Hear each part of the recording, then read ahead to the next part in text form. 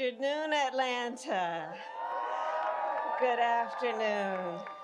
Jillian, thank you for that beautiful introduction and for your leadership. I can't wait to see what you do next. Thank you. So last week,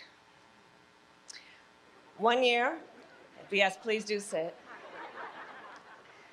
Last week, 1 year after a violent mob breached the United States Capitol, the President of the United States and I spoke from its hallowed halls, and we made clear we swore to preserve, protect, and defend the Constitution of the United States.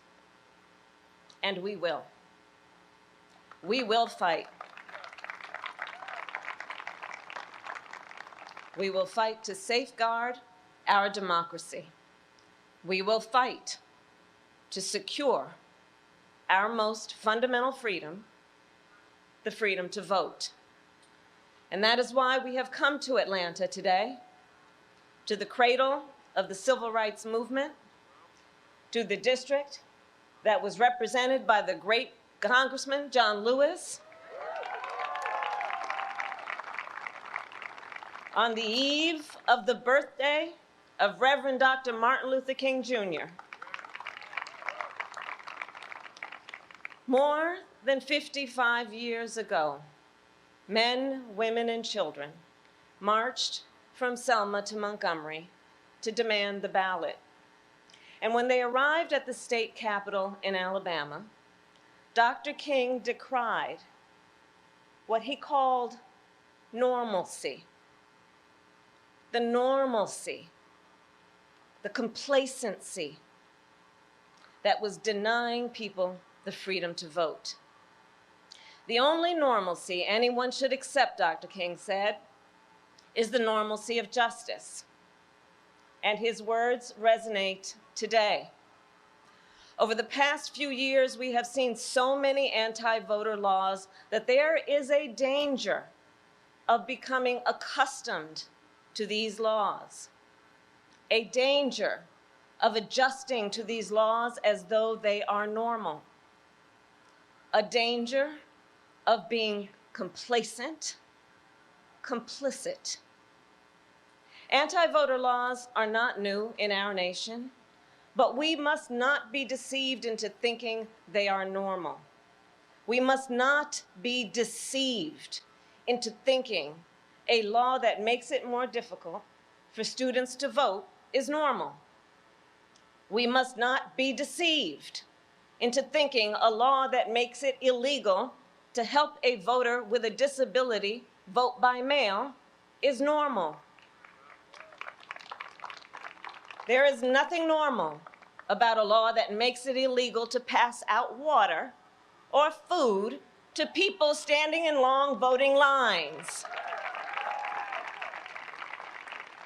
And I have met with voters in Georgia. I have heard your outrage about the anti-voter law here and how many voters will likely be kept from voting. And Georgia is not alone. Across our nation, anti-voter laws could make it more difficult for as many as 55 million Americans to vote. That is 1 out of 6 people in our country. And the proponents of these laws are not only putting in place obstacles to the ballot box, they are also working to interfere with our elections, to get the outcomes they want and to discredit those that they don't. That is not how a democracy should work. My fellow Americans, do not succumb to those who would dismiss this assault on voting rights as an unfounded threat, who would wave this off as a partisan game. The assault on our freedom to vote will be felt by every American in every community, in every political party. And if we stand idly by, our entire nation will pay the price for generations to come. As Dr. King said, the battle is in our hands. And today, the battle is in the hands of the leaders of the American people, those in particular that the American people sent to the United States Senate. Two landmark bills sit before the United States Senate: the John Lewis Voting Rights Advancement Act and the Freedom to Vote Act.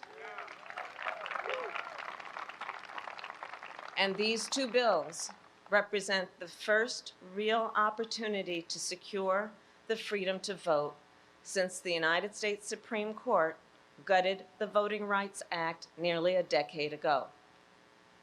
We do not know when we will have this opportunity again. Senate Republicans have exploited arcane rules to block these bills. And let us be clear, the Constitution of the United States gives the Congress the power to pass legislation, and nowhere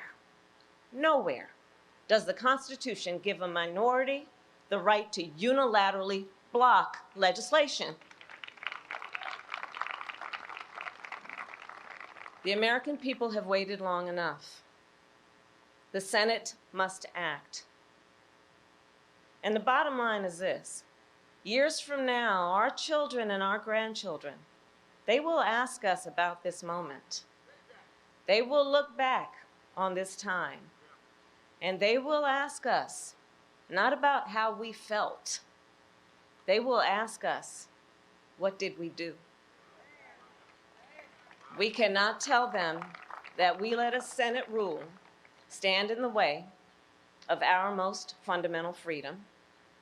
Instead, let us tell them that we stood together as people of conscience and courage. Let us tell them we acted with the urgency that this moment demands. And let us tell them we secured the freedom to vote, that we ensured free and fair elections, and we safeguarded our democracy for them and their children.